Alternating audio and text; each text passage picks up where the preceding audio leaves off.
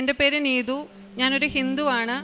ഞാനിവിടെ അടുത്തുനിന്ന് തന്നെയാണ് വരുന്നത്. കലവൂരാണ് വീട്. സ്വപ്നങ്ങളിൽ മാതാവ് ഇങ്ങനെ വന്നിട്ട് പറയും, നീ എന്താണോ ആഗ്രഹിക്കുന്നത് എനിക്ക് നിനക്ക് തരണമെന്നുണ്ട്, പക്ഷെ നീ ഉടമ്പടി നന്നായിട്ട് പാലിക്കണം. എൻ്റെ കൂട്ടുകാരും എനിക്ക് ചുറ്റുമുള്ളവരൊക്കെ പറയും, നീ എന്തിനാ ഇങ്ങനെ കാണിക്കുന്നത്? വർഷങ്ങളായിട്ട് പഠിക്കുന്നവർക്ക് പോലും ജോലി കിട്ടത്തില്ല.